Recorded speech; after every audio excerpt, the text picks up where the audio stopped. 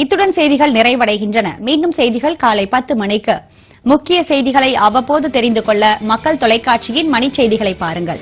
www.makkal.tv என்ற இணையதளத்திலும் மணிச்செய்திகளை காணலாம். வணக்கம். ராமேஸ்வரத்தில் தடை செய்யப்பட்ட வலைகளை பயன்படுத்தி மீன்பிடித்த 7 பேர் மீது மீன்வளத்துறை அதிகாரிகள் வழக்கு பதிவு செய்துள்ளனர். டெல்லி மகளிர் ஆணைய தலைவரை மாற்ற முதலமைச்சர் கெஜ்ரிவால் முடிவு செய்துள்ளதாக தகவல் வெளியாகியுள்ளது. மீண்டும் செய்திகள் காலை 10 மணிக்கு.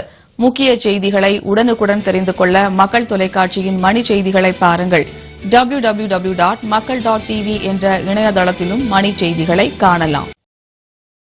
விரிவான செய்திகள். இலங்கை சிறையில் வாடும் தமிழக மீனவர்களை உடனடியாக விடுவிக்க டெல்லியில் நடைபெற்ற பேச்சுவார்த்தையில் இலங்கை அரசு.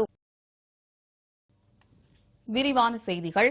குடியரசு நாளை முன்னிட்டு நாடு முழுவதும் பலத்த பாதுகாப்பு பொங்கலையொட்டி சென்னை மெரினா கடற்கரையில் அனுமதியின்றி திடீரென முளைத்த கடைகளை சென்னை மாநகராட்சி அதிகாரிகள் பல்வேறு கோரிக்கைகளை வலியுறுத்தி அகில இந்திய அளவில் வேலைநிறுத்த போராட்டம் நடத்துவது குறித்து ரயில்வே தொழிலாளர்களிடையே நேஷனல் பெடரேஷன் ரயில்வே தொழிற்சங்கம் ரகசிய வாக்கெடுப்பு